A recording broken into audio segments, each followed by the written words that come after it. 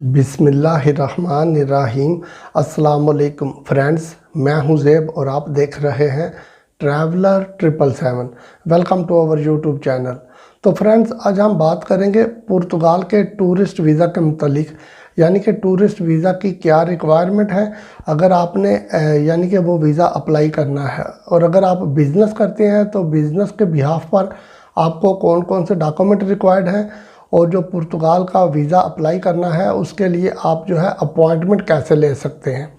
ये चीज़ बहुत ज़रूरी है। बहुत से दोस्तों ने पूछा था कि पुर्तगाल की जो है वो अपॉइंटमेंट कैसे लेनी है, तो मैं आज आपको स्टेप बाय स्टेप ये सारा कुछ बताऊंगा।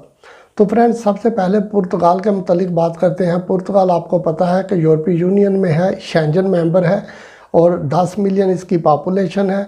कैपिटल इसका लिस्बन है। ऑफिशियल लैंग्वेज इसकी पुर्तगीज़ है और ये खूबसूरत कंट्री है, और ये अपना बॉर्डर बेसिकली शेयर करता है स्पेन के साथ। यानी कि वाहिद कंट्री है पुर्तगाल जो कि स्पेन के साथ बॉर्डर शेयर करता है, और बाकी अतराफ़ में इसको सारा समंदर लगता है। तो फ्रेंड्स, अगर आप देखें पुर्तगाल के लोग तो बहुत अच्छे हैं, बड़े फ्रेंडली लोग हैं। यूरोप में सबसे अच्छे जो लोग हैं वो पुर्तगाल के हैं, जो कि बहुत ही ज़्यादा फ्रेंडली हैं, फॉरेनर्स को बड़ा वेलकम करते हैं। वार्म वेलकमिंग इन लोगों में बहुत ज़्यादा है। तो फ्रेंड्स, अगर आपने इसका वीज़ा अप्लाई करना है यानी टूरिस्ट वीज़ा, तो उसके लिए जो जो डॉक्यूमेंट रिक्वायर्ड है वो मैं आपको सबसे पहले बता देता हूँ, फिर आगे चल के बताता हूँ कि आपने जो अपॉइंटमेंट है वो कैसे बुक करनी है। तो डॉक्यूमेंट सबसे पहले फ्रेंड्स, आपके पास जो है आपका वैलिड पासपोर्ट होना चाहिए, जिसकी मिनिमम 6 महीने वैलिडिटी बाकी हो जब आपने वीज़ा अप्लाई करना है। उसके अलावा आपके पास अपना ID कार्ड होना चाहिए, यानी नेशनल आइडेंटिटी कार्ड।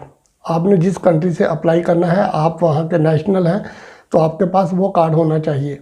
अगर आप किसी और कंट्री से अप्लाई कर रहे हैं यानी कि किसी अब्राड में रहते हैं, तो फिर वहाँ पर आपका स्टेटस लीगल होना चाहिए, आपके पास वहाँ का रेजिडेंस कार्ड होना चाहिए।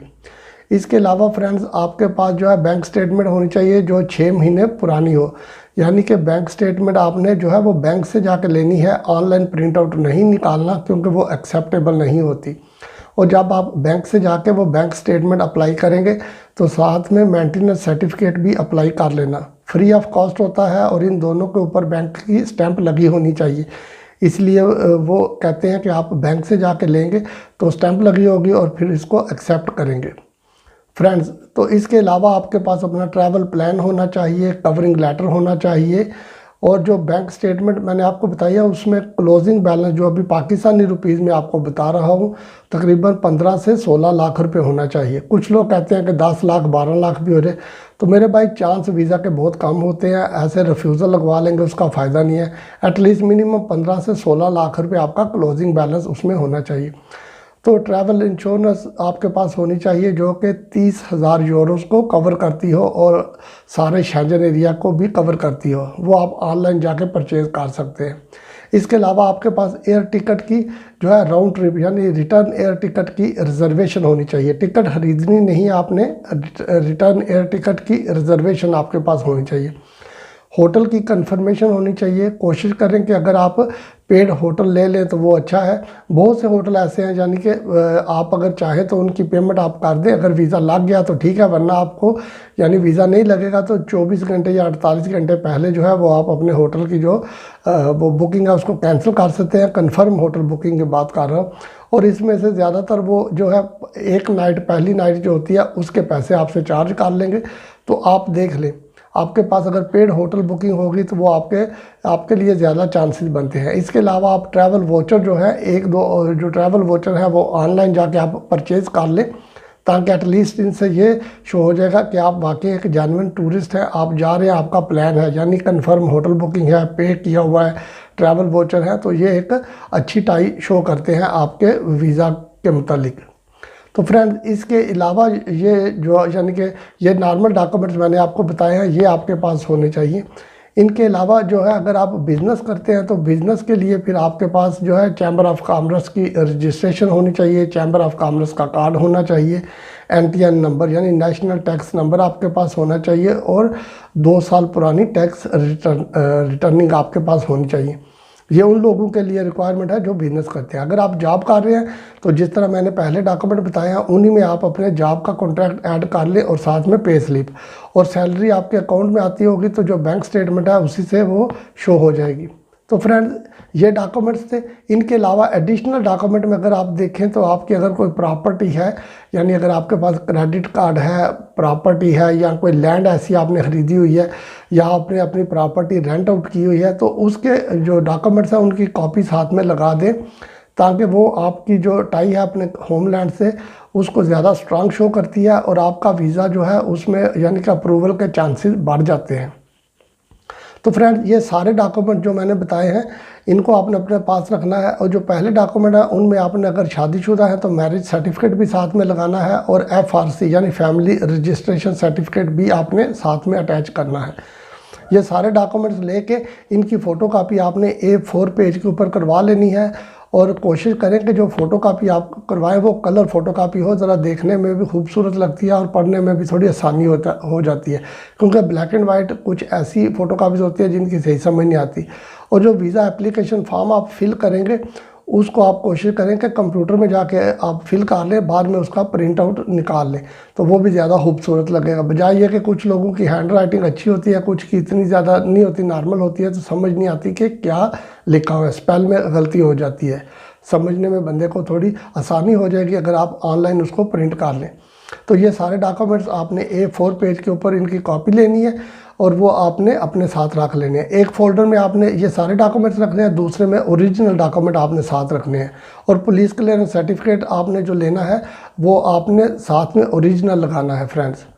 इसके अलावा जो है अब बात करते हैं कि आपने जो पुर्तगाल का वीज़ा है उसकी अपॉइंटमेंट कैसे लेनी है। तो अभी आपको स्क्रीन के ऊपर एक रिजर्वेशन नंबर आपको नज़र आ रहा है, यानी ईमेल एड्रेस है आपने इस ईमेल एड्रेस के ऊपर आपने जो है वो जाके अपनी यानी कि ईमेल लिखनी है, जिसमें आपने अपना नाम लिखना है, अपनी डेट ऑफ बर्थ लिखनी है, और आपने अपना पर्पस शो करना है कि कौन सा वीज़ा आपने अप्लाई करना है। अगर टूरिस्ट वीज़ा आप अप्लाई कर रहे हैं तो इनको आप ईमेल लिखेंगे, फिर आपको ये ईमेल का रिप्लाई करेंगे, तो जिस दिन आपकी अपॉइंटमेंट होगी ये आपको बता देंगे कि इस दिन आपने अपॉइंटमेंट आपकी बुक हो गई है। तो फिर आपने जो वीज़ा सेंटर बने हुए हैं वहाँ पे जाना है। और फ्रेंड्स जहाँ पे एक बात आपको वाज़ा करता चलूँ, ये ईमेल एड्रेस जो मैंने लिखा है ये पाकिस्तान से अगर आप अप्लाई कर रहे हैं तो उन लोगों के लिए है, और जो दूसरे कंट्रीज़ में हैं वो अपने होमलैंड में देख लें, एम्बेसी सर्च कर लें और वहाँ पर ईमेल एड्रेस उनको मिल जाएगा। तो फ्रेंड्स ये बड़ा इजी प्रोसेस है, इनकी अपॉइंटमेंट लेने का सबसे आसान प्रोसेस यही है। आप इनको ईमेल लिखें और वो आपको रिप्लाई करेंगे और फिर आपको बताएंगे कि फ़लाँ दिन फ़लाँ टाइम पे आपकी अपॉइंटमेंट है, और जिस दिन आपकी अपॉइंटमेंट होगी वीज़ा सेंटर में आप चले जाएं। अगर आप पाकिस्तान से अप्लाई कर रहे हैं तो जो भी गैरीज के जो सेंटर बने हुए हैं यानी VFS ग्लोबल के, वहाँ पे आप चले जाएं, जिनको वीज़ा सेंटर बोलते हैं। तो आप वहाँ पे जाके अपनी अपॉइंटमेंट जो है, जिस दिन आपकी अपॉइंटमेंट होगी 15 मिनट पहले उससे आपने वहाँ पे जाना है। वहाँ पर फिर वो आपसे फ़ीस भी जो है वसूल कर लेंगे, आपके बायोमेट्रिक भी वहाँ पे ले लेंगे, यानी फिंगरप्रिंट हो जाएंगे, और आपके डॉक्यूमेंट्स जो है स्कैन भी कर लेंगे, और फिर जो है उसको यानी आपका पासपोर्ट लेकर एम्बेसी को डिस्पैच कर देंगे। अब जो वीज़ा फ़ीस है वो है फ्रेंड्स 80 यूरो, और जो वीज़ा सेंटर वाले हैं वो थोड़े से चार्जेस आपसे एक्स्ट्रा लेंगे, बहुत थोड़े चार्जेस होते हैं, जो कि यानी कि उन्होंने आपके डॉक्यूमेंट लेके स्कैन भी करने हैं और एम्बेसी को डिस्पैच भी करने हैं। तो इसलिए फ्रेंड्स आप जो है इससे परेशान ना हो, जब आपका वीज़ा लग जाएगा, वैसे इसका प्रोसेसिंग टाइम जो है वो 2 से 4 वीक है, तो इसलिए जब आपका वीज़ा लग जाएगा तो फिर आपको वो एम्बेसी से आपका पासपोर्ट रिसीव करके आपको वापस भी देंगे, तो इसलिए वो थोड़े से चार्जेस आपसे लेंगे। तो फ्रेंड्स ये इसका तरीक़ाकार है जो मैंने आपको वीडियो की स्टार्टिंग में बताया था कि इसकी जो वीज़ा फ़ीस है वो भी बता दी है, आपने रिजर्वेशन यानी अपॉइंटमेंट कैसे लेनी है वो भी आपको बता दिया गया है, और डॉक्यूमेंट जो रिक्वायर्ड है वो भी अभी आपको पता चल गया है। तो फ्रेंड्स ये एक छोटी सी वीडियो है, अगर आपको वीडियो अच्छी लगे तो चैनल को सब्सक्राइब कीजिएगा, वीडियो को लाइक और शेयर कीजिएगा, अपना बहुत सा ख्याल रखिएगा। फिर मिलेंगे किसी नई वीडियो में किसी नई अपडेट के साथ, तब तक टेक केयर, अल्लाह हाफिज़।